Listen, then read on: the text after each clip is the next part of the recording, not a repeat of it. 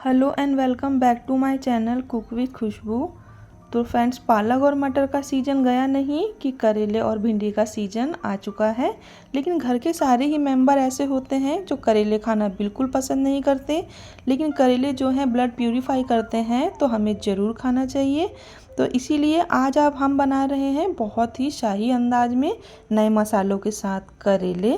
तो करेले आपने कई तरह के बनाए होंगे, भरवा करेले बनाए होंगे, बिना प्याज के करेले बनाए होंगे, लेकिन ये थोड़े से अलग हैं।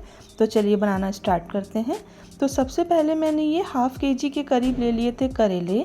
तो ऊपर के मैंने इसकी सारे ही छिलके हटा दिए हैं और अंदर के मैंने सारे सीड्स भी निकाल दिए हैं। उसके बाद मैंने इसको नमक और हल्दी के पानी में भिगोकर कम से कम 2 आवर्स के करीब मैंने इसको रख दिया था।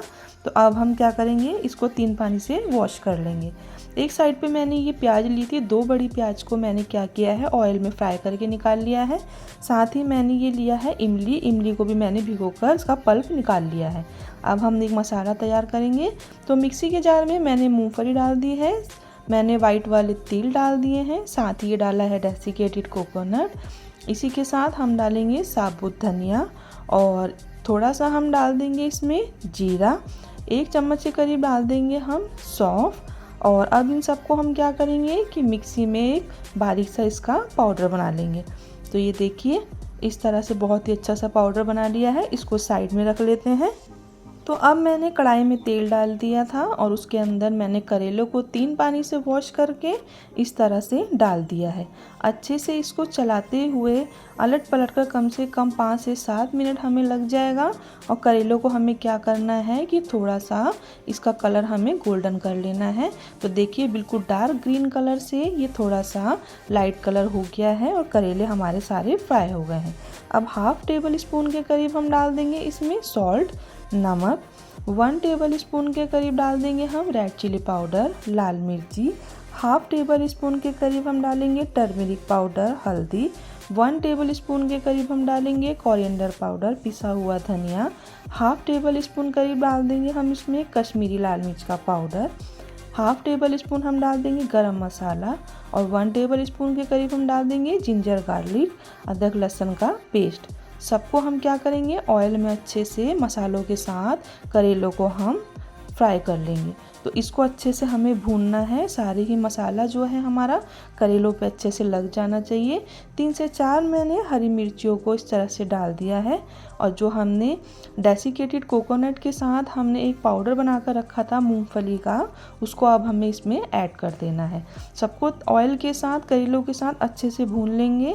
अब जो हमने फ्राई करके प्याज रखी थी, उस प्याज को भी इसी टाइम पर हम मिक्स करेंगे। बहुत थोड़ा सा पानी डालेंगे कि मसाले जो हैं अच्छे से हमारे भुन जाएं, वरना क्या होगा कि हल्दी का मसालों का कच्चापन रह जाएगा। ज़्यादा पानी बिल्कुल नहीं डालना है। अब हम क्या करेंगे, 2 मिनट इस पर लीड लगा देंगे। मसाले अच्छे से सारे भुन जाने चाहिए।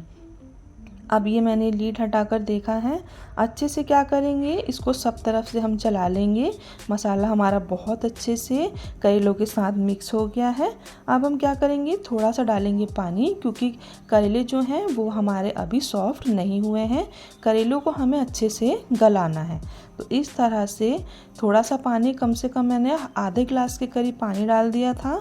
और इस तरह चलाते हुए अब हम इस पर लीड लगाकर इसको तब तक पकाएंगे जब तक कि ये सॉफ्ट ना हो जाए। 8 से 10 मिनट कम से कम लगेंगे। तो कुछ लोगों का मानना ये है कि करेले कड़वे होते हैं, इसलिए हमें बिल्कुल पसंद नहीं है। और कुछ लोगों का मानना है कि करेले अगर कड़वे ना हो तो खाने का फिर मज़ा ही क्या है। करेलों को तो इसीलिए ही तो कहा जाता है कि वो कड़वे हैं।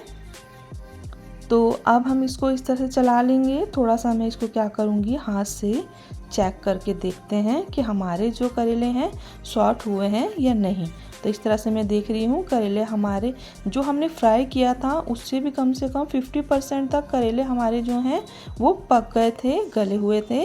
बाकी हमने इसमें इसको पका लिया है। तो अब ये मैं डाल रही हूँ इमली का, जो मैंने आपको बताया था कि पल्प मैंने निकाल लिया था। तो इस तरह से इसको हम डालेंगे। ना तो मैं इसमें अमचूर पाउडर का यूज़ कर रही हूँ, ना हमने इसमें टमाटर डाला है।